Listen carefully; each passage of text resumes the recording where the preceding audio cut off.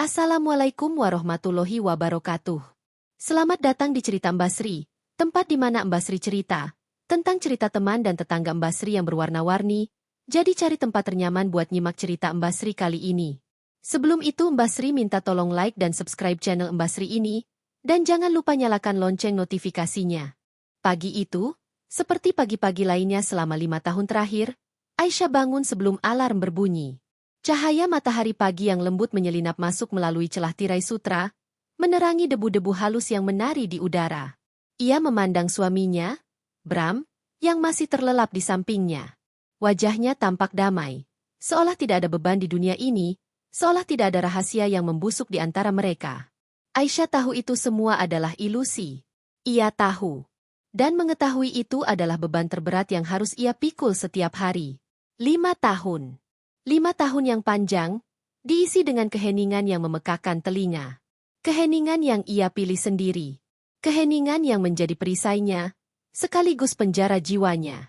Ia bangkit perlahan, memastikan gerakannya tidak membangunkan Bram. Langkah kakinya di lantai marmer terasa hampa, seolah ia berjalan di atas cangkang telur yang rapuh. Di dapur, ia menyiapkan sarapan seperti biasa, roti panggang, telur orak-arik, dan kopi hitam pekat untuk Bram. Untuk dirinya sendiri, hanya teh hijau hangat, tanpa gula, pahit seperti kenyataan yang ia telan setiap hari. Anak-anak mereka, Arya yang berusia 12 tahun dan Maya yang berusia 8 tahun, masih tidur pulas. Mereka adalah alasan utama mengapa Aisyah memilih diam. Senyum polos mereka, tawa riang mereka, adalah satu-satunya cahaya di tengah kegelapan yang melingkupinya. Ia tidak ingin menghancurkan dunia mereka, tidak ingin merobek kain kebahagiaan yang rapuh itu dengan kenyataan pahit tentang ayah mereka. Jadi, ia bertahan. Ia berpura-pura. Ponsel Bram bergetar di meja nakas. Aisyah melihatnya sekilas. Sebuah pesan masuk. Ia tahu siapa pengirimnya. Namanya tidak tertera. Hanya emoji hati berwarna ungu. Hati Aisyah mencelos, namun ekspresinya tetap datar. Ini bukan hal baru. Pesan-pesan seperti ini, panggilan telepon larut malam yang dijawab dengan bisikan di kamar mandi, alasan-alasan aneh tentang rapat mendadak, atau klien penting yang memaksanya pulang larut malam. Semuanya sudah menjadi bagian dari simfoni kebohongan yang ia dengar setiap hari. Ia ingat dengan jelas bagaimana semuanya bermula. Itu terjadi 5 tahun yang lalu, tepatnya setelah ulang tahun pernikahan mereka yang ke-7. Aisyah menemukan sehelai syal sutra berwarna merah muda di jok belakang mobil Bram. Syal itu bukan miliknya, dan ia yakin Bram tidak pernah membelikannya syal seperti itu. Bau parfum yang asing, manis dan memabukkan, menempel pada kain itu. Awalnya, ia mencoba mengabaikannya, meyakinkan dirinya sendiri bahwa itu mungkin milik rekan kerja atau klien. Namun, keraguan itu terus menggerogoti. Beberapa minggu kemudian, ia menemukan struk pembelian perhiasan mahal di saku jaket Bram. Bukan untuknya. Bukan untuk anak-anak. Dan kemudian, ia melihatnya.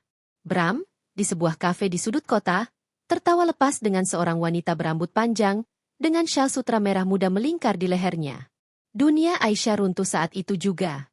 Jantungnya berdebar kencang, napasnya tercekat. Ia merasa seolah-olah seluruh darahnya mengalir keluar dari tubuhnya, meninggalkan kekosongan yang dingin. Ia tidak mendekat. Ia tidak berteriak. Ia hanya berdiri di sana, tersembunyi di balik pohon, menyaksikan adegan itu terulang dalam pikirannya berulang kali. Air mata mengalir deras, namun ia tidak mengeluarkan suara. Sejak saat itu, sesuatu dalam dirinya berubah. Rasa sakit itu tidak lagi membuatnya ingin hancur. Sebaliknya, rasa sakit itu berubah menjadi baja, menguatkan tekadnya. Ia memutuskan untuk diam. Bukan karena ia lemah, tetapi karena ia ingin melihat seberapa jauh Bram akan pergi. Ia ingin mengumpulkan setiap kepingan bukti, setiap kebohongan, setiap pengkhianatan, untuk suatu hari nanti, menjatuhkannya dengan telak. Pagi, sayang, suara Bram memecah lamunannya. Ia sudah duduk di meja makan, rambutnya sedikit berantakan, dan senyum tipis tersungging di bibirnya. Senyum yang dulu begitu tulus, kini terasa seperti topeng. Pagi, jawab Aisyah. Suaranya tenang, nyaris tanpa emosi. Ia meletakkan kopi dan roti panggang di hadapan Bram. Kau tidak sarapan? Tanya Bram, mengangkat alis. Tidak, aku sudah minum teh, jawab Aisyah. Ia duduk di seberang Bram, mengamati setiap gerak-geriknya. Bagaimana ia menyesap kopi, bagaimana ia membaca berita di tabletnya. Semuanya tampak normal, terlalu normal. Bram sibuk dengan teleponnya sesekali, membalas pesan-pesan yang Aisyah tahu berasal dari wanita lain. Ia melihat senyum kecil yang muncul di bibir Bram, kilatan di matanya yang hanya muncul saat ia berbicara dengan Luna. Aisyah menelan ludah, menekan gejolak di dadanya. Ia membiarkan Bram merasa aman, merasa bahwa ia telah berhasil menyembunyikan segalanya. Ini adalah bagian dari permainannya. Permainan yang akan segera ia menangkan. Setelah Bram berangkat kerja, Aisyah mengantar anak-anak ke sekolah. Di dalam mobil, ia memutar musik klasik yang menenangkan, mencoba menenangkan pikirannya yang bergejolak. Namun, bayangan syal merah muda, tawa Bram dengan wanita itu, dan emoji hati ungu terus menghantuinya. Ia tahu, ia harus kuat. Demi dirinya sendiri, demi anak-anaknya, dan demi keadilan yang harus ia dapatkan. Pulang dari sekolah, rumah terasa sepi. Aisyah berjalan ke kamar tidur, mengambil ponsel Bram yang tertinggal di nakas. Ia tahu kata sandinya. Ia telah menghafalnya bertahun-tahun yang lalu, saat mereka masih saling percaya. Dengan jari gemetar, ia membuka kunci layar. Pesan-pesan dari Luna memenuhi layar. Panggilan video, foto-foto, janji-janji manis. Aisyah mengambil ponselnya sendiri, memotret setiap bukti, menyimpannya di folder tersembunyi yang hanya ia yang tahu.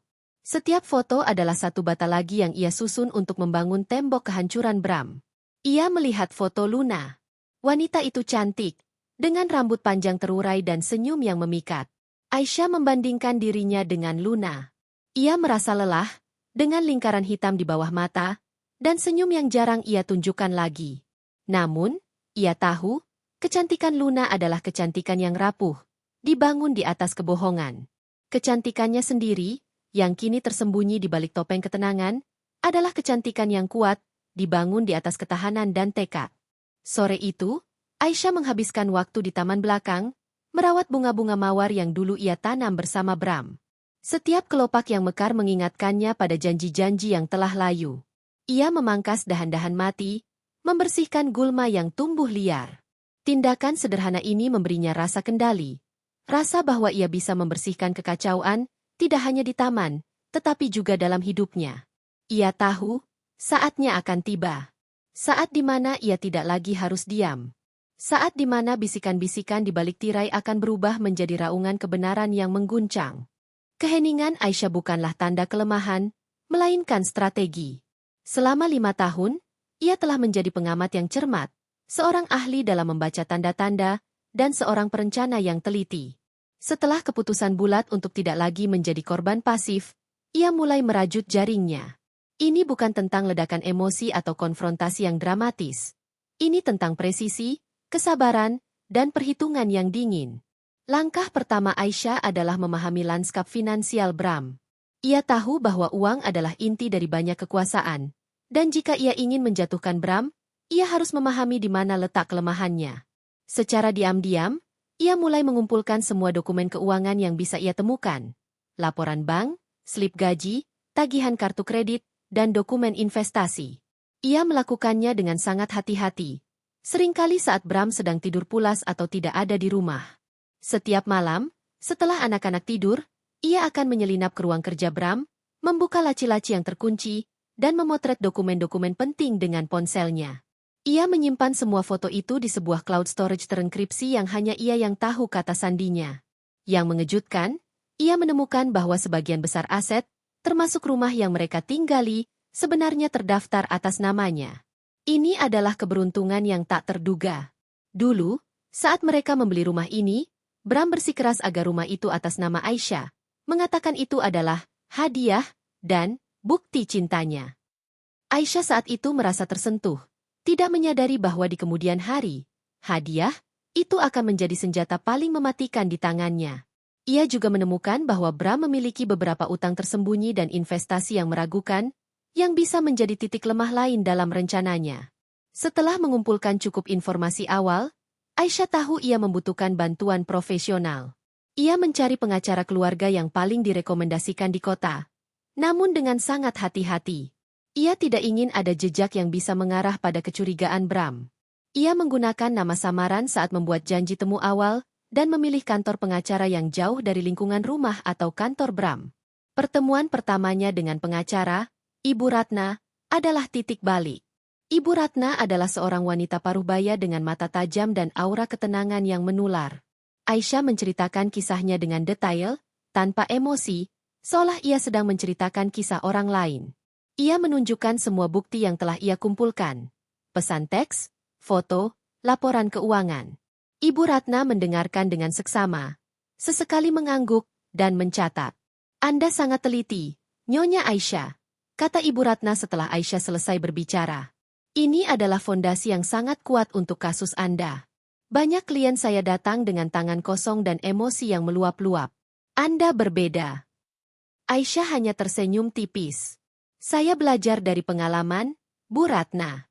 5 tahun adalah waktu yang lama untuk belajar. Ibu Ratna menjelaskan berbagai opsi hukum yang tersedia baginya, mulai dari perceraian biasa, pembagian harta gono gini, hingga tuntutan ganti rugi atas kerugian emosional. Namun, Aisyah memiliki rencana yang lebih besar dalam benaknya. Ia ingin Bram merasakan sakit yang sama, bahkan lebih. Ia ingin Bram kehilangan segalanya. Persis seperti ia merasa telah kehilangan segalanya selama 5 tahun terakhir. Saya tidak ingin perceraian yang biasa, Bu Ratna, kata Aisyah. Saya ingin dia merasakan apa yang saya rasakan. Saya ingin dia kehilangan rumah ini. Ibu Ratna menatapnya dengan ekspresi terkejut. Menjual rumah tanpa persetujuannya akan sangat rumit, Nyonya Aisyah, terutama jika dia bisa membuktikan bahwa ini adalah harta bersama, meskipun atas nama Anda. Tapi ini atas nama saya sepenuhnya, Bu Ratna. Dan saya punya bukti bahwa dia telah mengabaikan tanggung jawabnya sebagai suami dan kepala keluarga. Aisyah menjelaskan, menunjukkan beberapa dokumen yang ia temukan. Bisakah kita menjualnya tanpa dia tahu? Ibu Ratna terdiam sejenak, memikirkan implikasinya. Secara teknis, jika rumah itu sepenuhnya atas nama Anda memiliki hak untuk menjualnya. Namun, jika Bram bisa membuktikan bahwa ia juga berkontribusi pada pembelian atau perawatan rumah, ia bisa mengajukan gugatan balik.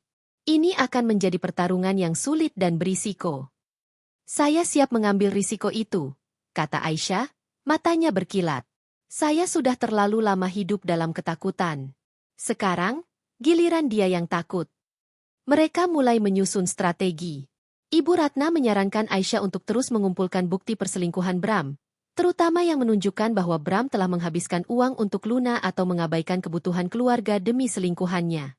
Bukti ini akan sangat krusial dalam membuktikan bahwa Bram telah melanggar perjanjian pernikahan dan merugikan Aisyah secara finansial dan emosional.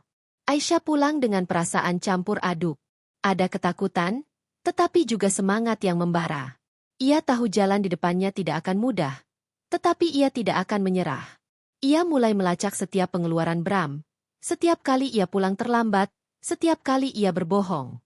Ia bahkan memasang aplikasi pelacak lokasi di ponsel Bram, dengan alasan keamanan keluarga, dan memantau pergerakannya.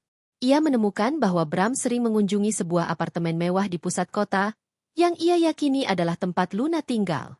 Suatu malam, saat Bram tertidur lelap, Aisyah mengambil ponselnya dan mencari nama Luna di media sosial. Ia menemukan akun Luna, yang ternyata cukup aktif. Luna sering mengunggah foto-foto dirinya di tempat-tempat mewah, mengenakan perhiasan mahal, dan kadang-kadang, ada bayangan Bram di latar belakang foto-foto tersebut. Aisyah mengambil screenshot dari setiap foto yang bisa menjadi bukti, menyimpannya bersama dengan dokumen-dokumen lainnya. Ia bahkan menemukan beberapa komentar dari teman-teman Luna yang mengisyaratkan hubungan mereka. Ia juga mulai mempelajari pasar properti. Ia mencari tahu harga rumah di lingkungan mereka, melihat properti yang baru saja terjual, dan menghubungi beberapa agen properti secara anonim untuk menanyakan proses penjualan. Ia ingin memastikan bahwa ketika saatnya tiba, ia akan siap. Ia bahkan mulai membersihkan dan merapikan rumah secara bertahap, seolah-olah ia sedang mempersiapkan penjualan, tanpa menimbulkan kecurigaan Bram. Setiap hari, Aisyah menjalani peran istri yang patuh dan ibu yang penuh kasih sayang.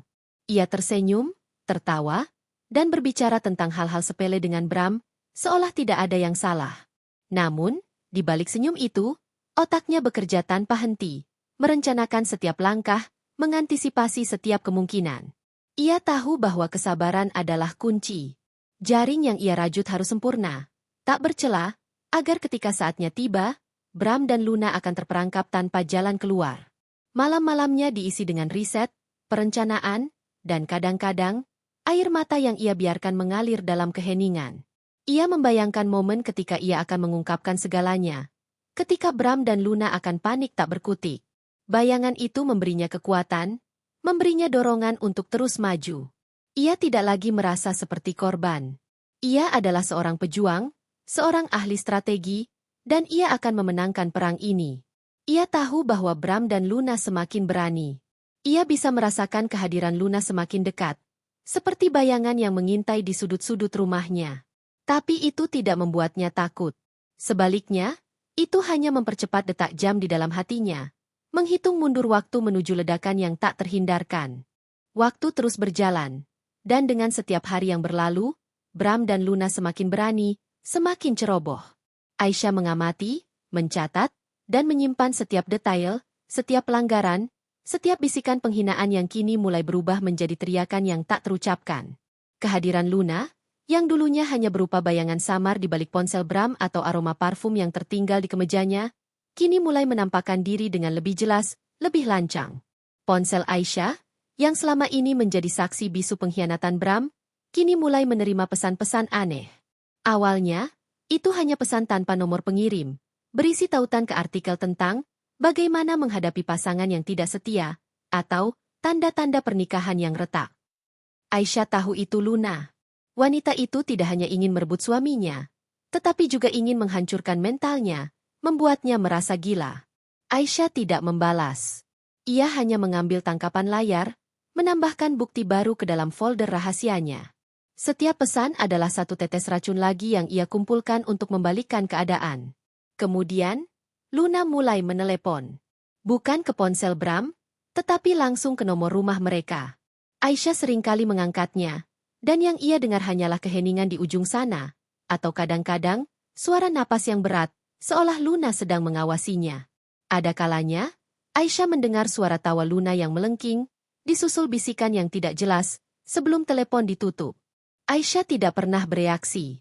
Ia hanya membiarkan suara-suara itu menembus telinganya, mengukir lebih dalam tekadnya untuk membalas. Pernah suatu sore, saat Aisyah sedang berbelanja di supermarket dekat rumah, ia melihat mobil Luna terparkir di ujung jalan. Luna duduk di dalamnya, memandang ke arah rumah Aisyah. Jantung Aisyah berdebar kencang. Ini bukan lagi sekadar perselingkuhan. Ini adalah invasi. Luna mencoba mengintimidasi, menunjukkan bahwa ia tahu di mana Aisyah tinggal, bahwa ia ada di mana-mana. Aisyah hanya memalingkan muka, pura-pura tidak melihat. Ia membeli bahan makanan seperti biasa, seolah tidak ada yang aneh. Namun, di dalam hatinya, ia merasakan amarah yang membara, amarah yang ia salurkan menjadi energi untuk rencananya. Bram sendiri semakin acuh tak acuh. Ia pulang larut malam hampir setiap hari, dengan alasan pekerjaan yang semakin tidak masuk akal. Ketika di rumah, ia sibuk dengan ponselnya, tertawa sendiri, atau mengunci diri di ruang kerja. Ia jarang berbicara dengan Aisyah, bahkan untuk hal-hal penting tentang anak-anak. Jika Aisyah mencoba memulai percakapan, Bram akan menjawab dengan singkat, atau bahkan mengabaikannya sama sekali. Suatu malam, Arya, putra mereka, datang kepada Aisyah dengan wajah bingung. "Mama, kenapa papa tidak pernah bermain denganku lagi? Dia selalu sibuk dengan teleponnya." Hati Aisyah teriris. Ia memeluk putranya erat-erat. "Papa sibuk bekerja, sayang. Dia pasti lelah." Ia berbohong, lagi. Kebohongan yang terasa pahit di lidahnya. Kebohongan yang ia lakukan demi melindungi hati anak-anaknya. Bram bahkan mulai melupakan hal-hal penting. Ulang tahun pernikahan mereka yang ke-8 berlalu begitu saja tanpa ucapan atau hadiah darinya. Aisyah tidak mengatakan apa-apa. Ia hanya menyiapkan makan malam spesial untuk dirinya dan anak-anak, berpura-pura bahwa itu adalah perayaan kecil mereka sendiri. Ia melihat kekecewaan di mata Arya dan Maya, dan itu semakin memperkuat tekadnya untuk membuat Bram membayar. Luna juga mulai mengirimkan hadiah ke rumah. Bukan untuk Aisyah, tentu saja. Suatu hari, Aisyah menemukan sebuah buket bunga mawar merah yang sangat besar di depan pintu. Tidak ada kartu, tetapi Aisyah tahu itu dari Luna, sebuah pesan terselubung yang mengatakan, "Aku ada di sini. Aku mengambil tempatmu."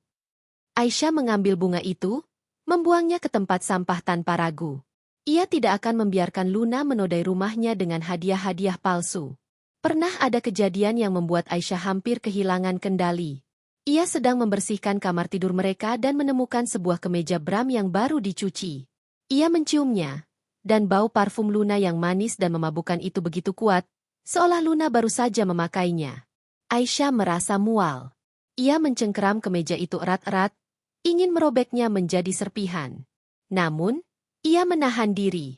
Ia mengambil kemeja itu, memasukkannya ke dalam kantong plastik, dan menyimpannya sebagai bukti.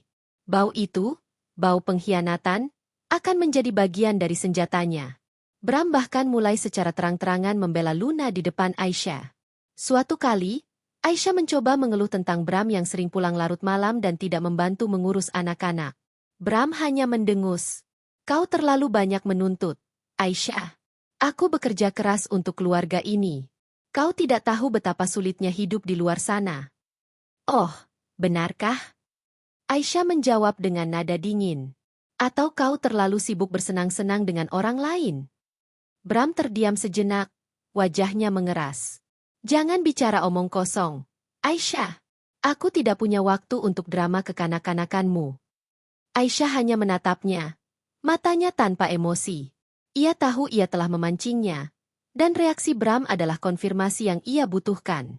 Luna bahkan mulai mengunggah foto-foto dirinya di media sosial yang menunjukkan ia berada di tempat-tempat yang sering dikunjungi Bram, atau bahkan di depan gedung kantor Bram.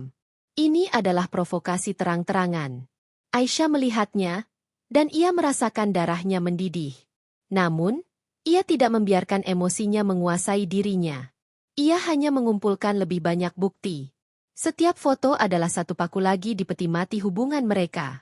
Puncak dari kehadiran Luna yang tak diundang ini terjadi ketika Aisyah menerima sebuah paket kiriman. Di dalamnya ada sebuah gaun malam mewah, dengan kartu bertuliskan, "Semoga kau menikmati malam ini. Dari seseorang yang lebih pantas mendapatkan kebahagiaan." Aisyah tahu itu dari Luna. Gaun itu jelas bukan ukurannya. Dan itu adalah penghinaan yang disengaja. Aisyah mengambil gaun itu, merobeknya menjadi dua, dan membuangnya ke tempat sampah. Ia tidak akan membiarkan Luna merayakan kemenangannya yang palsu. Setiap hari, Aisyah merasakan dinding di antara mereka semakin tebal, semakin dingin.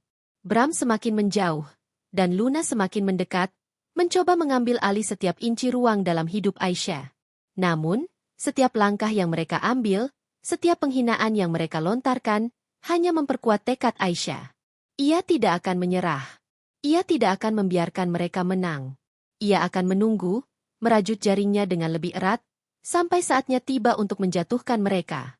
Ia tahu bahwa Bram dan Luna merasa aman, merasa bahwa mereka telah berhasil menguasai dirinya. Mereka mengira Aisyah adalah wanita yang lemah, yang akan diam saja dan menerima nasibnya. Tapi mereka salah. Aisyah adalah badai yang tenang, menunggu waktu yang tepat untuk melepaskan kekuatannya. Bisikan-bisikan di balik tirai kini berubah menjadi gema yang memekakan telinga, mempersiapkan panggung untuk ledakan yang tak terhindarkan. Rumah itu, yang dulunya adalah tempat perlindungan, sarang kebahagiaan, kini terasa seperti medan perang yang dingin. Setiap sudut, setiap ruangan, dipenuhi dengan bayangan Luna yang mengintai, dan keacuhan Bram yang semakin menjadi-jadi. Pelecehan itu tidak lagi hanya berupa bisikan atau pesan terselubung. Kini, ia menjadi nyata, terasa, dan menghancurkan. Aisyah merasakan martabatnya terkikis sedikit demi sedikit, namun ia tetap teguh, menyimpan setiap luka sebagai bahan bakar untuk balas dendamnya. Suatu pagi, Aisyah menemukan salah satu buku favoritnya, sebuah novel klasik yang sangat ia hargai, tergeletak di meja kopi dengan halaman-halaman yang disobek. Di atasnya, ada sehelai rambut panjang berwarna pirang, yang bukan miliknya. Aisyah tahu itu Luna. Ini adalah serangan pribadi, sebuah upaya untuk menghancurkan hal-hal kecil yang berarti baginya. Ia menelan ludah, menahan air mata yang ingin jatuh. Ia mengambil buku itu, menyimpannya, dan menambahkan insiden ini ke dalam daftar panjang bukti pelecehan. Bram, bukannya melindungi, justru semakin memperparah keadaan. Ia seringkali mengundang teman-temannya ke rumah, dan di antara mereka, Aisyah bisa merasakan tatapan aneh, bisikan-bisikan yang meremehkan. Bram sendiri akan berbicara dengan nada merendahkan kepada Aisyah di depan mereka, seolah Aisyah adalah pelayan atau seseorang yang tidak penting. Aisyah, tolong buatkan kopi untuk teman-temanku. Jangan terlalu manis. Ya, seperti biasanya, katanya suatu kali, dengan nada yang penuh sindiran, membuat teman-temannya tertawa. Aisyah hanya tersenyum tipis, matanya dingin.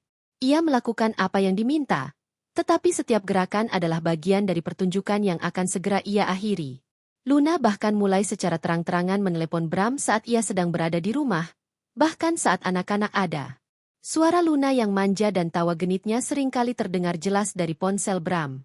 Arya dan Maya, yang masih terlalu muda untuk memahami sepenuhnya, kadang-kadang bertanya, "Papa telepon siapa? MA?" Suaranya aneh. Aisyah hanya akan menjawab, "Teman Papa, sayang," dengan senyum yang dipaksakan. Rasa bersalah karena harus berbohong kepada anak-anaknya semakin membebani hatinya. Tetapi ia tahu ini adalah bagian dari pengorbanan yang harus ia lakukan. Pelecehan itu juga datang dalam bentuk pengabaian. Bram berhenti memberikan uang belanja yang cukup, beralasan bahwa bisnisnya sedang lesu. Padahal Aisyah tahu ia menghabiskan uangnya untuk Luna. Aisyah harus memutar otak, menghemat setiap sen, bahkan kadang-kadang harus menggunakan tabungan pribadinya untuk memenuhi kebutuhan sehari-hari anak-anak. Ia tidak pernah mengeluh kepada Bram, karena ia ingin Bram merasa ia telah berhasil menguasai dirinya secara finansial.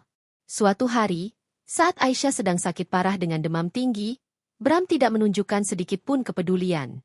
Ia pergi bekerja seperti biasa, bahkan tidak menanyakan keadaannya. Aisyah harus mengurus dirinya sendiri, dan bahkan menyiapkan makanan untuk anak-anak. Malamnya, Bram pulang larut, dan Aisyah mendengar suara Luna di teleponnya, tertawa dan bercanda. Aisyah merasa begitu sendirian, begitu hancur, di rumahnya sendiri. Namun, rasa sakit itu tidak lagi membuatnya ingin menyerah. Sebaliknya, itu menguatkan tekadnya untuk membalas. Luna, yang semakin berani, bahkan mulai muncul di tempat-tempat umum yang sering dikunjungi Aisyah. Suatu kali, Aisyah sedang menjemput Arya dan Maya dari sekolah, dan ia melihat Luna berdiri di seberang jalan, tersenyum sinis ke arahnya. Luna bahkan melambaikan tangan, seolah ingin menunjukkan bahwa ia telah memenangkan segalanya. Aisyah hanya menatapnya dengan pandangan kosong, lalu membawa anak-anaknya pergi. Ia tidak akan membiarkan Luna melihat bahwa ia terpengaruh. Pelecehan verbal juga semakin sering terjadi. Bram akan mengkritik penampilan Aisyah, masakannya, bahkan cara ia mendidik anak-anak. "Kau terlihat lelah, Aisyah. Apa kau tidak bisa merawat dirimu sendiri? Atau, masakanmu hambar sekali. Apa kau tidak bisa belajar dari orang lain?" Setiap kata adalah tusukan, tetapi Aisyah hanya akan tersenyum kecil, seolah kata-kata itu tidak memengaruhinya. Ia tahu, setiap kata yang keluar dari mulut Bram adalah bukti lain yang ia butuhkan. Pernah suatu malam, Bram pulang dalam keadaan mabuk. Ia masuk ke kamar tidur, dan mulai mengomel tentang betapa membosankannya Aisyah. Betapa ia tidak pernah bisa membuatnya bahagia. "Kau tahu, Aisyah, Luna jauh lebih menarik darimu. Dia tahu bagaimana membuat pria merasa dihargai. Kau hanya beban." Kata-kata itu menembus hati Aisyah seperti pisau. Ia ingin berteriak, ingin membalas, tetapi ia menahan diri. Ia hanya menatap Bram dengan mata yang berkaca-kaca, membiarkan kata-kata itu meresap ke dalam dirinya, mengubah rasa sakit menjadi amarah yang membara. Aisyah mulai merasa tercekik di rumahnya sendiri.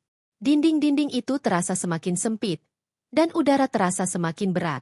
Ia seringkali menghabiskan waktu di taman, mencoba mencari ketenangan di antara bunga-bunga yang ia tanam.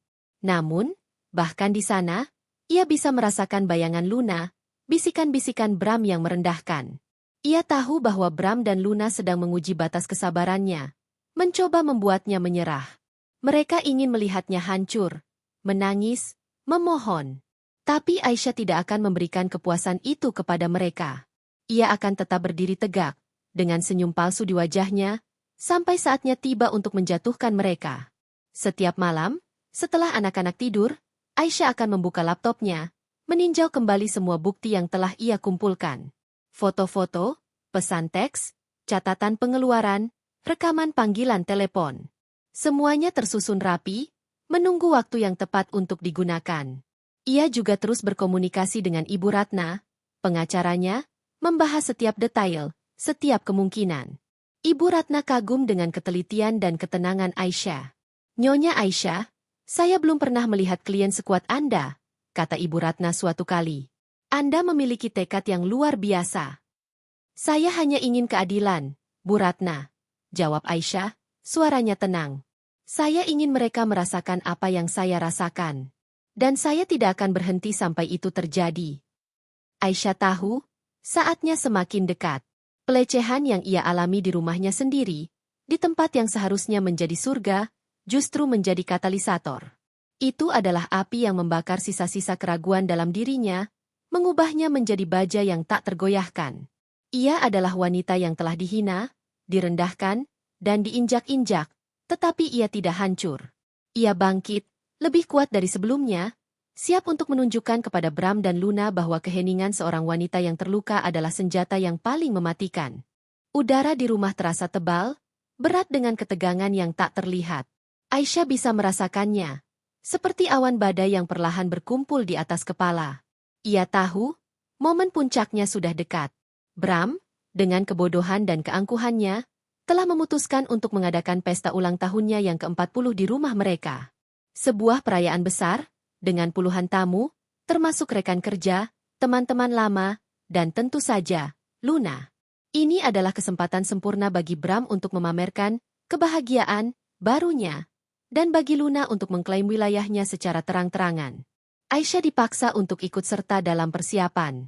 Bram memberinya daftar makanan dan minuman yang harus disiapkan, seolah ia adalah seorang pelayan. "Pastikan semuanya sempurna, Aisyah," katanya dengan nada memerintah, tanpa sedikit pun rasa terima kasih. "Ini adalah hari penting bagiku." Aisyah hanya mengangguk, senyum tipis terukir di bibirnya.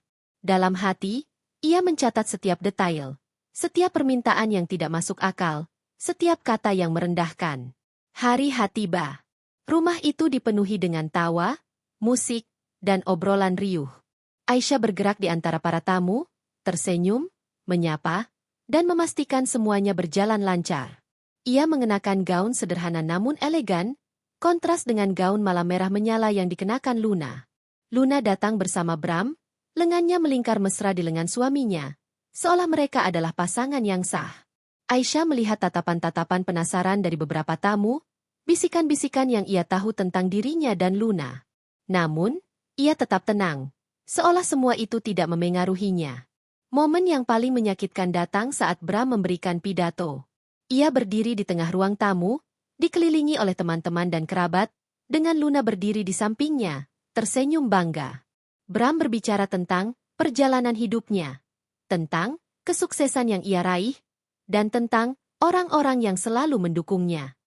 Ia menyebutkan nama beberapa rekan kerja dan teman, tetapi tidak ada satupun kata tentang Aisyah. Ia bahkan melirik Luna dengan senyum penuh arti, seolah Luna adalah inspirasi terbesarnya. "Dan tentu saja," kata Bram, suaranya lantang, "aku tidak akan bisa mencapai semua ini tanpa dukungan dari orang-orang terdekatku. Terutama, seseorang yang telah membawa warna baru dalam hidupku." Matanya terpaku pada Luna, dan Luna tersipu, menundukkan kepala. Para tamu bertepuk tangan, beberapa di antaranya melirik Aisyah dengan tatapan iba atau menghakimi. Aisyah merasakan jantungnya berdenyut nyeri, tetapi ia tetap berdiri tegak, senyumnya tidak goyah. Ini adalah penghinaan yang paling terang-terangan, sebuah deklarasi publik tentang pengkhianatan Bram. Tidak berhenti di situ. Saat sesi pemotretan, Bram dengan sengaja menarik Luna ke sampingnya, memeluknya erat, dan berpose untuk foto. Ia bahkan meminta Arya dan Maya untuk bergabung, menciptakan ilusi keluarga yang bahagia, dengan Luna sebagai sosok ibu baru. Aisyah berdiri di kejauhan, menyaksikan adegan itu terulang dalam benaknya. Ia melihat senyum paksa di wajah anak-anaknya, kebingungan di mata mereka. Itu adalah pemandangan yang menghancurkan, tetapi juga memicu amarah yang membara di dalam dirinya. Kemudian, Luna mendekati Aisyah. Kau tahu, Aisyah, bisiknya, suaranya manis namun penuh racun. Bram selalu mengatakan kau terlalu membosankan. Dia butuh seseorang yang bisa membuatnya merasa hidup. Luna tersenyum sinis, lalu melirik gaun sederhana Aisyah. Kau harus belajar berdandan, Aisyah. Lihat dirimu, kau terlihat seperti pembantu rumah tangga. Kata-kata itu menghantam Aisyah seperti tamparan. Ia merasakan panas menjalar di wajahnya, tetapi ia tidak membiarkan emosinya terlihat. Ia hanya menatap Luna dengan mata kosong. Terima kasih atas sarannya, Luna, jawab Aisyah, suaranya datar. Tapi aku lebih suka menjadi diriku sendiri daripada menjadi salinan murahan dari orang lain. Luna terkejut, senyumnya memudar. Aisyah berbalik, meninggalkan Luna yang terdiam. Ia tahu ia telah melukai Luna, dan itu memberinya sedikit kepuasan. Namun, penghinaan terbesar datang saat malam semakin larut. Bram, yang sudah sedikit mabuk, mulai berbicara dengan nada yang lebih keras, mengeluh tentang beban yang ia pikul. Hidup ini sulit, kawan-kawan, katanya kepada sekelompok teman-temannya, melirik Aisyah. Kadang-kadang, kau terjebak dalam situasi yang tidak kau inginkan. Kau harus berkorban demi orang lain, bahkan jika itu berarti mengorbankan kebahagiaanmu sendiri. Luna, yang berdiri di sampingnya, mengusap punggung Bram dengan lembut. Sudahlah, sayang, jangan bicara seperti itu. Tidak, Luna, aku harus jujur. Bram melanjutkan, suaranya lebih keras. Aku lelah. Aku lelah berpura-pura. Aku lelah dengan semua drama ini. Matanya terpaku pada Aisyah, yang berdiri di dekat pintu dapur, mendengarkan setiap kata. Aku pantas mendapatkan yang lebih baik. Aku pantas mendapatkan kebahagiaan. Para tamu terdiam, suasana menjadi canggung. Aisyah merasakan tatapan semua orang tertuju padanya. Ia merasa telanjang, terekspos, dihina di rumahnya sendiri, di depan orang-orang yang ia kenal. Air mata menggenang di matanya, tetapi ia menahannya. Ia tidak akan menangis. Ia tidak akan memberikan kepuasan itu kepada mereka. Itu adalah momen yang mengubah segalanya. Penghinaan itu begitu mendalam, begitu terang-terangan, sehingga mematahkan sisa-sisa kesabaran Aisyah.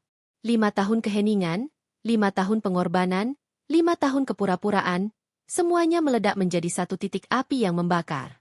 Ia tahu, tidak ada lagi yang bisa ia tunggu. Saatnya telah tiba untuk mengaktifkan rencana besarnya. Aisyah berjalan perlahan menuju Bram dan Luna. Setiap langkah terasa berat, namun penuh dengan tekad. Bram dan Luna, yang masih sibuk dengan drama mereka, tidak menyadari kehadirannya. Aisyah berdiri di depan mereka. Wajahnya tenang, matanya dingin. Selamat ulang tahun, Bram, kata Aisyah. Suaranya lembut namun tegas, memecah keheningan yang canggung. Bram dan Luna terkejut, menoleh ke arahnya. Aku harap kau menikmati perayaan ini. Bram menatapnya dengan bingung. Aisyah, ada apa? Aisyah tersenyum tipis. Tidak ada apa-apa. Hanya saja, aku ingin memastikan kau tahu betapa aku menghargai semua pengorbanan yang kau lakukan untuk keluarga ini. Ia menekankan kata pengorbanan dengan nada sinis. Luna, merasa tidak nyaman, mencoba menarik Bram menjauh. Sudahlah, Bram. Jangan hiraukan dia. Aisyah tidak mempedulikan Luna. Matanya tetap terpaku pada Bram. Kau benar, Bram. Kau pantas mendapatkan yang lebih baik. Dan aku juga. Kemudian, dengan suara yang lebih jelas, cukup keras untuk didengar oleh semua tamu, Aisyah berkata, dan karena aku juga pantas mendapatkan kebahagiaan, aku ingin memberimu hadiah ulang tahun yang tak terlupakan. Ia mengeluarkan selembar amplop dari sakunya. Rumah ini sudah kujual. Suara musik berhenti. Tawa dan obrolan mereda. Semua mata tertuju pada Aisyah, lalu pada amplop di tangannya. Bram dan Luna menatapnya dengan ekspresi tidak percaya, seolah ia baru saja berbicara dalam bahasa asing. Aisyah merasakan adrenalin memompa dalam dirinya. Ini dia. Momen yang ia tunggu-tunggu. Kata-kata Aisyah menggantung di udara, menciptakan keheningan yang mematikan di tengah keramaian pesta. Rumah ini sudah kujual. Suara itu, meskipun tenang, memiliki bobot yang mampu meruntuhkan segalanya. Ekspresi Bram dan Luna berubah drastis, dari kebingungan menjadi ketidakpercayaan, lalu kepanikan yang mulai merayapi wajah mereka. Namun, bagi Aisyah, kalimat itu adalah melodi kemenangan yang telah lama ia nantikan. Sejak pertemuan pertamanya dengan Ibu Ratna, Aisyah telah bekerja tanpa lelah, merajut rencana penjualan rumah dengan presisi seorang ahli strategi perang. Ia tahu ini adalah langkah paling berani dan berisiko, tetapi juga yang paling memuaskan. Rumah ini, yang menjadi saksi bisu pengkhianatan dan pelecehan, harus menjadi alat pembalasan terbesarnya. Prosesnya dimulai dengan pemilihan agen properti. Aisyah tidak bisa sembarangan. Ia membutuhkan seseorang yang diskret, efisien, dan tidak akan menanyakan terlalu banyak pertanyaan. Melalui rekomendasi Ibu Ratna, ia bertemu dengan Pak Harun, seorang agen properti senior yang dikenal karena profesionalisme dan kemampuannya menangani transaksi rumit. Aisyah menjelaskan situasinya secara garis besar, tanpa mengungkapkan terlalu banyak detail pribadi.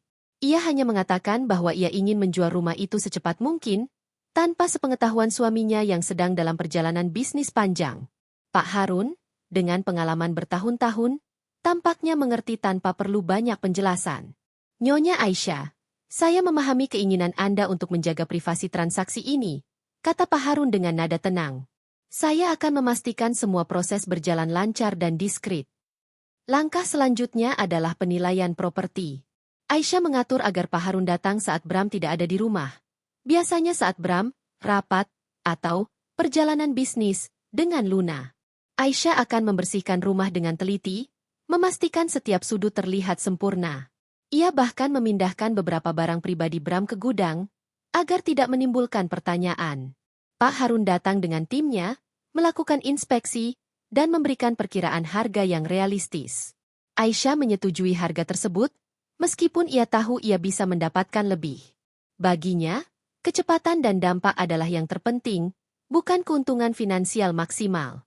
Pemasaran rumah dilakukan secara sangat terbatas.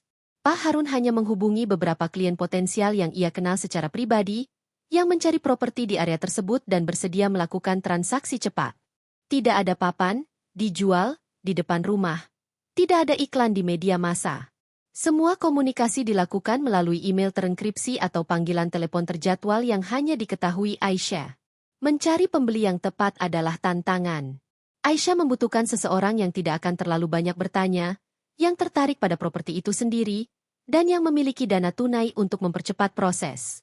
Setelah beberapa minggu, Pak Harun menemukan pasangan muda yang baru saja pindah ke kota dan sangat ingin membeli rumah di lingkungan itu.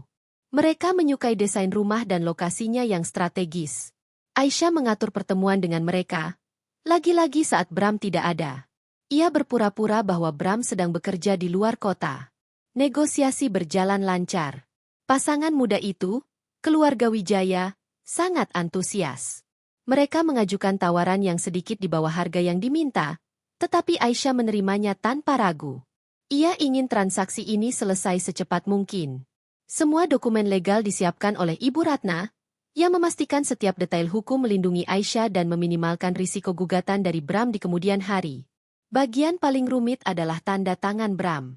Meskipun rumah itu atas nama Aisyah, untuk beberapa dokumen penjualan yang lebih kompleks, persetujuan suami mungkin diperlukan, tergantung pada undang-undang properti di yurisdiksi mereka. Aisyah dan Ibu Ratna telah membahas ini secara ekstensif. Ibu Ratna menyarankan beberapa opsi, termasuk memasukkan tanda tangan Bram jika itu adalah pilihan terakhir dan risiko hukumnya bisa diminimalisir. Namun, Aisyah memiliki rencana yang lebih cerdik.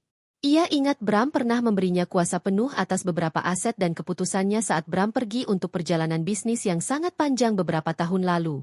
Dokumen itu, yang ia simpan dengan rapi, memberinya wewenang untuk bertindak atas nama Bram dalam urusan properti dan keuangan.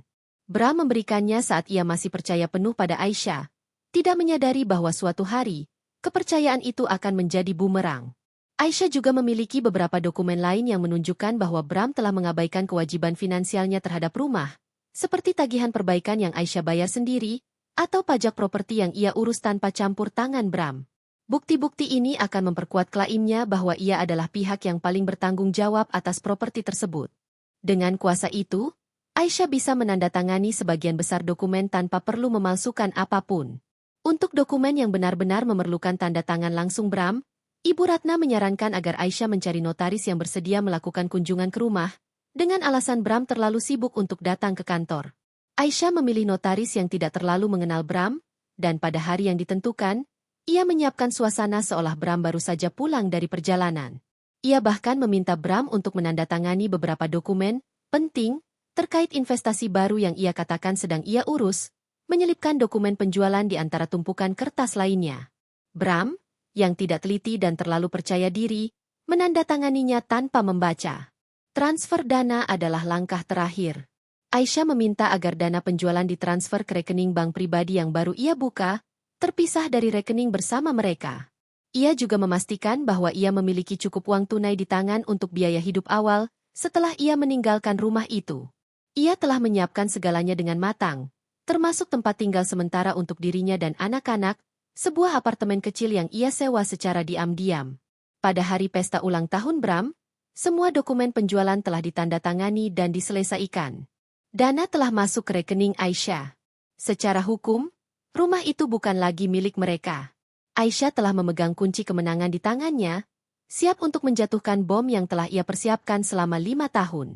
Ia melihat Bram dan Luna tertawa, menikmati pesta yang ia siapkan, di rumah yang sudah bukan milik mereka.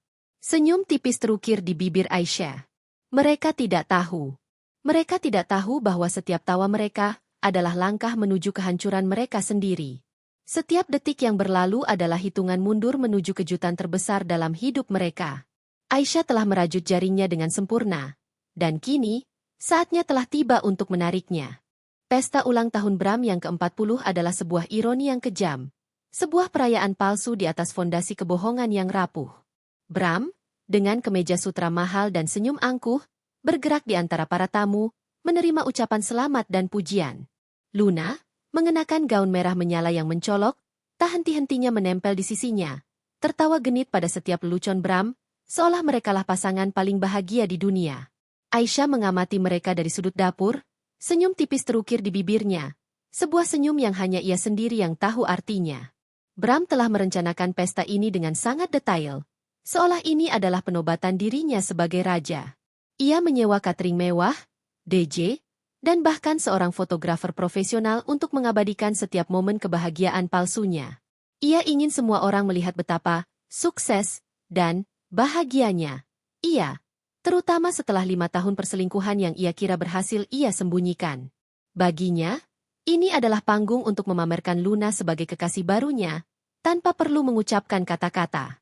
Kehadiran Luna yang begitu terang-terangan di pesta keluarga mereka, adalah sebuah deklarasi perang yang tak terucapkan kepada Aisyah. Aisyah, di sisi lain, menjalankan perannya sebagai nyonya rumah yang sempurna. Ia memastikan makanan disajikan tepat waktu, minuman tidak pernah kosong, dan para tamu merasa nyaman.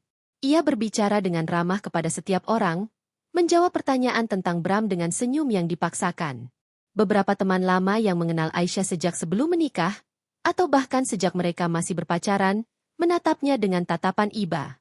Mereka tahu ada sesuatu yang tidak beres, tetapi mereka terlalu sopan untuk bertanya. Aisyah hanya membalas tatapan mereka dengan senyum misterius, seolah ia menyimpan rahasia besar yang akan segera terungkap. Arya dan Maya, anak-anak mereka, tampak sedikit bingung. Mereka melihat ayah mereka begitu dekat dengan Luna, yang mereka kenal sebagai teman kerja papa. Maya yang polos bahkan pernah bertanya kepada Aisyah, "Mama, kenapa Om Bram lebih banyak bicara dengan Tante Luna daripada Mama?" Aisyah hanya bisa tersenyum dan mengusap kepala putrinya. "Papa sedang sibuk dengan tamunya, sayang." Hati Aisyah teriris melihat anak-anaknya menjadi bagian dari sandiwara keji ini. Itu semakin menguatkan tekadnya untuk mengakhiri semua ini. Sepanjang malam, Bram dan Luna tidak henti-hentinya menunjukkan kemesraan mereka. Mereka berpegangan tangan, berbisik-bisik, dan tertawa seolah dunia milik mereka berdua. Luna bahkan secara sengaja mendekati Aisyah beberapa kali, melontarkan komentar-komentar merendahkan yang hanya bisa didengar oleh Aisyah. "Gaunmu cantik, Aisyah," kata Luna dengan senyum palsu, melirik gaun sederhana Aisyah. "Tapi, sepertinya warnanya sedikit kusam. Tidak secerah suasana pesta ini, ya?" Aisyah hanya menatapnya, matanya dingin. Kecantikan sejati tidak butuh warna mencolok, Luna. Ia bersinar dari dalam. Luna terdiam, senyumnya sedikit memudar. Aisyah merasakan kepuasan kecil. Ada momen ketika Bram, yang sudah sedikit mabuk, menarik Luna ke tengah ruangan dan mulai menari bersamanya diiringi musik yang keras. Mereka menari dengan penuh gairah, seolah tidak ada orang lain di sana. Semua mata tertuju pada mereka, beberapa dengan rasa ingin tahu, beberapa dengan rasa jijik. Aisyah melihatnya. Ia melihat bagaimana Bram memeluk Luna erat-erat, bagaimana Luna menyandarkan kepalanya di bahu Bram. Itu adalah pemandangan yang seharusnya menghancurkan hatinya. Tetapi anehnya, Aisyah tidak merasakan apa-apa. Hatinya telah lama mati rasa terhadap Bram. Yang ia rasakan hanyalah keinginan yang membara untuk mengakhiri sandiwara ini. Bram bahkan sempat memperkenalkan Luna kepada beberapa rekan bisnisnya sebagai rekan kerja yang sangat dekat dan berharga. Ia berbicara tentang bagaimana Luna telah membantunya dalam banyak proyek. Bagaimana ia adalah inspirasi baginya. Aisyah mendengarkan setiap kata, mencatat setiap kebohongan yang keluar dari mulut suaminya. Ia tahu bahwa rekan-rekan bisnis itu akan menjadi saksi bisu kehancuran Bram. Pada satu titik, Bram meminta perhatian semua orang. Ia berdiri di samping meja kue, dengan Luna di sisinya. "Terima kasih banyak atas kehadiran kalian semua malam ini," kata Bram, suaranya lantang. "Ini adalah malam yang sangat spesial bagiku.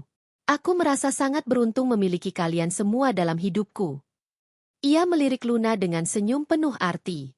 "Terutama, seseorang yang telah menjadi cahaya dalam kegelapanku, yang telah memberiku semangat baru." Para tamu bertepuk tangan, beberapa di antaranya melirik Aisyah dengan tatapan simpati yang jelas. Aisyah merasakan tatapan itu, tetapi ia tidak membalasnya. Ia hanya berdiri tegak, dengan ekspresi tenang, seolah ia adalah penonton dalam sebuah drama yang tidak memengaruhinya. Ia tahu, ini adalah puncak dari penghinaan Bram, sebuah deklarasi publik tentang hubungannya dengan Luna.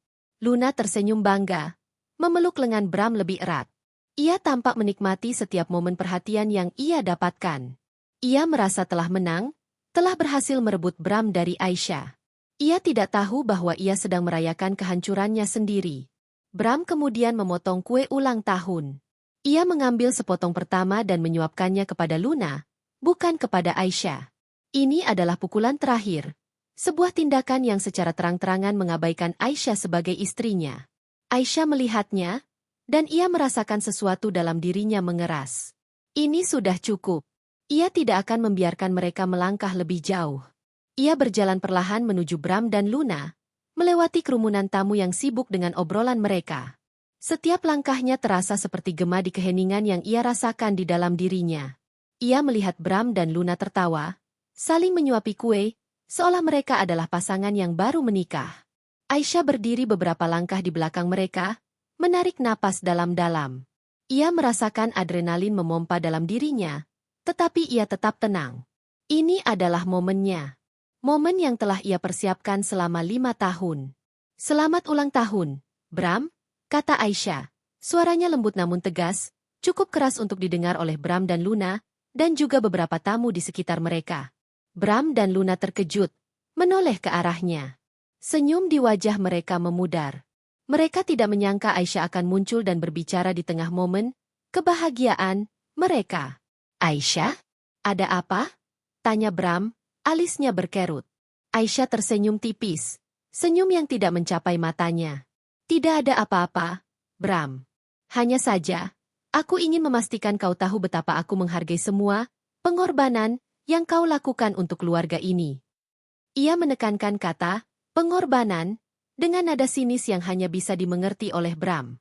Luna merasa tidak nyaman dengan suasana yang tiba-tiba berubah, mencoba menarik Bram menjauh. "Sudahlah, Bram. Jangan hiraukan dia. Dia hanya mencari perhatian." Aisyah tidak mempedulikan Luna. Matanya tetap terpaku pada Bram, yang kini tampak sedikit gelisah. "Kau benar, Bram. Kau pantas mendapatkan yang lebih baik. Dan aku juga." Kemudian, dengan suara yang lebih jelas, lebih lantang, cukup keras untuk didengar oleh semua tamu yang kini mulai terdiam dan memperhatikan, Aisyah berkata, "Dan karena aku juga pantas mendapatkan kebahagiaan, aku ingin memberimu hadiah ulang tahun yang tak terlupakan." Ia mengeluarkan selembar amplop berwarna coklat dari saku gaunnya. Amplop yang berisi dokumen-dokumen penting. Rumah ini sudah kujual. Suara musik berhenti total. Tawa dan obrolan riuh seketika mereda, digantikan oleh keheningan yang mencekam. Semua mata tertuju pada Aisyah, lalu pada amplop di tangannya, dan kemudian pada Bram dan Luna yang kini mematung di tengah ruangan, dengan sepotong kue di tangan mereka. Ekspresi di wajah Bram dan Luna berubah drastis, dari kebingungan menjadi ketidakpercayaan, lalu kepanikan yang mulai merayapi wajah mereka. Mereka menatap Aisyah seolah ia baru saja berbicara dalam bahasa asing, seolah kata-kata itu tidak masuk akal. Aisyah merasakan adrenalin memompa dalam dirinya. Ini dia, momen yang ia tunggu-tunggu. Kata-kata, rumah ini sudah kujual, menggema di setiap sudut ruangan, memecah keheningan yang mencekam seperti guntur di tengah badai. Bram dan Luna berdiri terpaku, ekspresi mereka membeku dalam ketidakpercayaan yang mutlak. Potongan kue di tangan Bram jatuh ke lantai, pecah berkeping-keping, mencerminkan kehancuran yang akan segera menimpa hidupnya. Luna, yang tadinya tersenyum angkuh, kini pucat pasi, matanya membelalak ketakutan. Apa yang kau katakan, Aisyah? Bram tergagap, suaranya serak. Ia mencoba tertawa, tawa yang terdengar hampa dan panik. Ini tidak lucu, Aisyah. Ini ulang tahunku. Aisyah tidak tersenyum. Wajahnya tetap tenang, matanya dingin dan tajam, memancarkan tekad yang tak tergoyahkan. Ia melangkah maju, mendekati Bram dan Luna, seolah ia adalah hakim yang akan menjatuhkan vonis. Ini bukan lelucon, Bram. Ini adalah kenyataan. Ia mengangkat amplop di tangannya. Semua dokumennya sudah lengkap. Penjualan sudah selesai. Para tamu mulai berbisik-bisik, saling pandang dengan rasa ingin tahu dan terkejut. Beberapa di antaranya tampak bingung, tidak mengerti apa yang sedang terjadi. Namun, ada juga yang mulai menyadari, dan tatapan mereka beralih dari Bram dan Luna yang panik ke Aisyah yang tenang dan berkuasa. Tidak mungkin. Luna berteriak, suaranya melengking. Kau tidak bisa melakukan ini. Ini rumah Bram. Ini rumah kami. Aisyah menoleh ke arah Luna, senyum sinis terukir di bibirnya. Rumah Bram? Rumah kalian? Kau salah, Luna. Rumah ini atas namaku. Sepenuhnya atas namaku. Ia menatap Bram. Kau ingat, Bram? Kau yang bersikeras agar rumah ini atas namaku. Kau bilang itu adalah bukti cintamu. Aisyah mengucapkan kata-kata itu dengan penekanan yang menusuk, membuat Bram semakin pucat. Bram mencoba menenangkan diri, otaknya berputar mencari alasan. Kau pasti bercanda. Aku tidak pernah menandatangani apapun. Kau tidak mungkin bisa menjualnya tanpa persetujuanku. Oh, benarkah? Aisyah mengangkat alisnya. Kau ingat dokumen investasi yang sangat penting yang kau tandatangani beberapa minggu lalu? Yang kau tandatangani tanpa membaca? Itu adalah dokumen penjualan rumah ini, Bram. Aisyah mengeluarkan salinan dokumen yang telah ditandatangani Bram, lengkap dengan stempel notaris, dan melemparkannya ke lantai di depan kaki Bram. Bram membungkuk, mengambil dokumen itu dengan tangan gemetar. Matanya menyapu tulisan-tulisan di sana, dan wajahnya semakin pucat. Ia melihat tanda tangannya sendiri, stempel notaris, dan semua detail penjualan yang sah. Ia tidak bisa menyangkalnya. Ia telah menandatangani kehancurannya sendiri. Tidak mungkin. Bram bergumam, suaranya nyaris tak terdengar. Ia menatap Aisyah dengan tatapan kosong, seolah ia melihat hantu. Mungkin, Bram, Aisyah membalas, suaranya penuh kemenangan. 5 tahun kau mengira aku bodoh. 5 tahun kau mengira aku tidak tahu apa-apa. 5 tahun kau menginjak-injak harga diriku di rumahku sendiri. Dan sekarang, kau tidak punya rumah lagi. Luna, yang tadinya berteriak, kini terdiam, ketakutan yang nyata terpancar dari matanya. Ia melihat dokumen di tangan Bram, dan ia tahu ini bukan lelucon. Dunia mereka, yang baru saja mereka rayakan, kini runtuh di depan mata mereka. Dan untuk kau, Luna, Aisyah menoleh keselingkuhan suaminya. Suaranya lebih dingin dari es. Kau suka mengklaim apa yang bukan milikmu, bukan? Kau suka menghina dan merendahkan. Sekarang, nikmati hasilnya. kau tidak hanya kehilangan Bram, tetapi juga rumah yang kau impikan. Tiba-tiba, pintu depan terbuka, dan seorang pria parubaya dengan setelan rapi masuk. Di sampingnya, seorang wanita muda yang tampak ramah. Mereka adalah keluarga Wijaya, pembeli rumah itu. "Selamat malam, Nyonya Aisyah," kata pria itu, Pak Wijaya, dengan senyum ramah. "Kami datang untuk melihat-lihat rumah. Kami dengar ada pesta di sini, jadi kami tidak ingin mengganggu." Kehadiran pembeli baru itu adalah paku terakhir di peti mati Bram dan Luna. Bram menatap mereka dengan mata melotot, tidak percaya. Luna terhuyung mundur, seolah ia baru saja melihat hantu. "Mereka adalah pemilik baru rumah ini, Bram," kata Aisyah, suaranya tenang dan tegas. "Transaksi sudah selesai. Mereka akan pindah dalam beberapa hari." Bram tiba-tiba meledak. "Kau gila, Aisyah. Kau tidak bisa melakukan ini padaku. Aku suamimu. Aku yang membiayai rumah ini." Ia mencoba mendekati Aisyah, wajahnya merah padam. "Kau membiayai rumah ini?" Aisyah tertawa hampa. "Kau menghabiskan uangmu untuk wanita lain, Bram. Aku yang membayar semua tagihan. Aku yang mengurus rumah ini. Dan kau? Kau sibuk dengan cahaya dalam kegelapanmu, itu." Ia menunjuk Luna dengan sinis. "Aku punya bukti setiap pengeluaranmu, setiap kebohonganmu, setiap kali kau mengabaikan anak-anakmu. Pengacaraku siap dengan semua dokumen itu." Bram terdiam, amarahnya bercampur dengan ketakutan. Ia tahu Aisyah tidak main-main. Ia tahu Aisyah memiliki bukti yang cukup untuk menghancurkannya. "Kau tidak bisa melakukan ini padaku, Aisyah. Aku akan menggugatmu. Aku akan mengambil anak-anak." Bram berteriak, suaranya putus asa. "Gugatlah, Bram," Aisyah membalas dengan tenang. "Aku sudah siap. Dan anak-anak? Mereka tidak akan pernah mau tinggal dengan seorang ayah yang lebih memilih selingkuhannya daripada mereka." Aisyah melirik Arya dan Maya, yang kini berdiri di dekatnya, menatap ayah mereka dengan mata lebar. Luna, yang tadinya terdiam, kini mulai menangis. "Bram, lakukan sesuatu. Kita tidak bisa kehilangan rumah ini." Bram menatap Luna, lalu kembali menatap Aisyah. Ia melihat ketenangan yang menakutkan di mata Aisyah, dan ia tahu ia telah kalah. Ia telah meremehkan Aisyah selama bertahun-tahun, mengira ia adalah wanita yang lemah dan bodoh. Tapi Aisyah telah membuktikan bahwa ia adalah seorang ahli strategi, seorang pejuang yang sabar, yang telah merencanakan pembalasan ini dengan sangat cermat.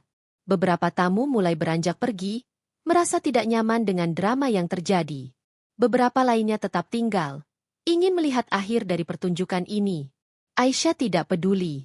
Ia hanya ingin Bram dan Luna merasakan kehancuran yang telah ia rasakan selama 5 tahun. "Ini adalah hadiah ulang tahunmu, Bram," kata Aisyah, suaranya final. "Kehilangan segalanya yang kau anggap penting. Selamat menikmati hidup barumu." Aisyah berbalik, berjalan menuju anak-anaknya. Arya dan Maya memeluknya erat-erat, seolah mencari perlindungan. Aisyah membalas pelukan mereka, dan untuk pertama kalinya dalam waktu yang lama, ia merasakan sedikit kedamaian. Ia telah membalas dendamnya. Dan ini baru permulaan. Kekacauan meledak di ruang tamu yang tadinya dipenuhi tawa dan musik. Kata-kata Aisyah, "Rumah ini sudah kujual." Bagaikan gelombang kejut yang meruntuhkan fondasi kehidupan Bram dan Luna. Bram, yang tadinya penuh percaya diri, kini berdiri mematung, wajahnya pucat pasi, matanya membelalak tak percaya. Luna, yang selalu tampil angkuh, kini terhuyung mundur, air mata mulai mengalir di pipinya yang tadinya penuh riasan. "Tidak, ini tidak mungkin." Bram akhirnya menemukan suaranya, sebuah raungan yang dipenuhi kepanikan dan kemarahan. Ia melangkah maju, mencoba meraih Aisyah, tetapi Aisyah mundur selangkah, dan Pak Wijaya, pembeli rumah yang baru saja datang, dengan sigap berdiri di antara mereka. "Maaf, Tuan," kata Pak Wijaya dengan tenang namun tegas. "Saya rasa Anda perlu menenangkan diri. Kami adalah pemilik sah rumah ini sekarang." Kehadiran Pak Wijaya dan istrinya, yang berdiri di sana sebagai bukti nyata transaksi, semakin membuat Bram dan Luna panik.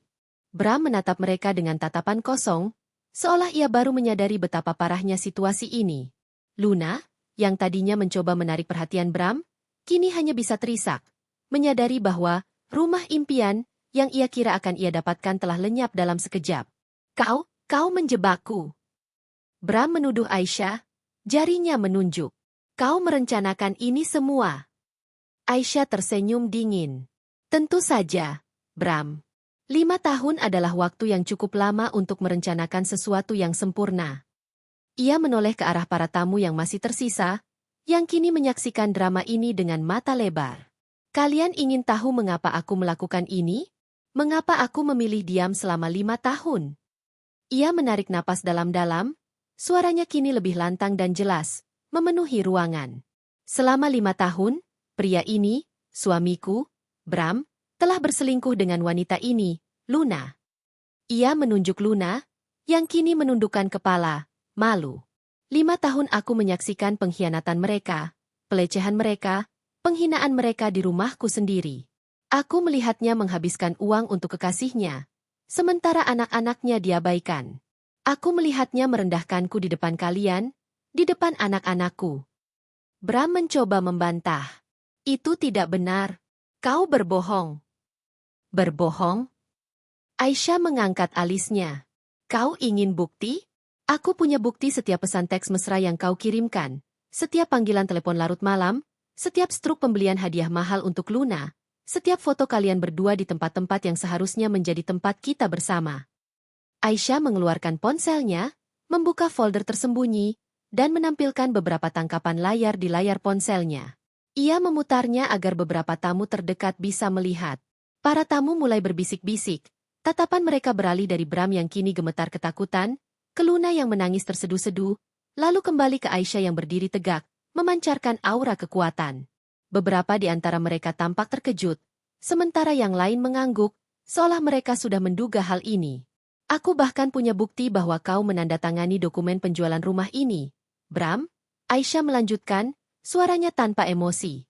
Kau terlalu sibuk dengan cahaya dalam kegelapanmu, sehingga kau tidak membaca apa yang kau tanda tangani. Itu adalah kesepakatan yang sah, dan rumah ini sekarang milik keluarga Wijaya. Bram terhuyung mundur, seolah ia baru saja dipukul. Ia melihat ke arah Luna, yang kini menyembunyikan wajahnya di balik tangannya. Dunia yang ia bangun di atas kebohongan kini runtuh di hadapannya. Aku akan menggugatmu, Aisyah. Aku akan pastikan kau tidak mendapatkan apa-apa. Bram berteriak, suaranya putus asa. Silakan, Bram. Aisyah membalas dengan tenang. Pengacaraku, Ibu Ratna, sudah siap dengan semua bukti yang aku miliki. Bukti pengabaianmu sebagai suami, bukti penipuan, bukti kerugian finansial yang kau sebabkan padaku dan anak-anak. Aku bahkan punya bukti bahwa kau telah menyalahgunakan dana perusahaan untuk kepentingan pribadimu dan Luna. Aisyah melontarkan tuduhan terakhir, yang membuat Bram semakin pucat. Ia tahu Bram memiliki rahasia gelap dalam bisnisnya, dan Aisyah telah menemukan semuanya. Bram terdiam, matanya melebar ketakutan. Ia tahu Aisyah tidak main-main. Ia tahu Aisyah memiliki semua kartu di tangannya. Ancaman gugatan Bram kini terdengar hampa. Dan untuk anak-anak, Aisyah melanjutkan, suaranya melembut saat ia menoleh ke arah Arya dan Maya, yang kini menatapnya dengan mata penuh kekaguman. Mereka akan tinggal bersamaku. Dengan seorang ibu yang selalu ada untuk mereka, yang tidak pernah mengkhianati mereka. Seorang ayah yang lebih memilih selingkuhannya daripada anak-anaknya sendiri tidak pantas mendapatkan hak asuh. Arya dan Maya berlari memeluk Aisyah, seolah mencari perlindungan. Aisyah membalas pelukan mereka, dan untuk pertama kalinya dalam waktu yang lama, ia merasakan kedamaian sejati. Luna, yang tadinya menangis, kini mengangkat kepalanya. Bram, kau harus melakukan sesuatu. Kita tidak bisa kehilangan semuanya. Bram menatap Luna dengan tatapan penuh kebencian. Ini semua salahmu. Kau yang membuatku melakukan ini. Apa? Salahku? Luna berteriak balik.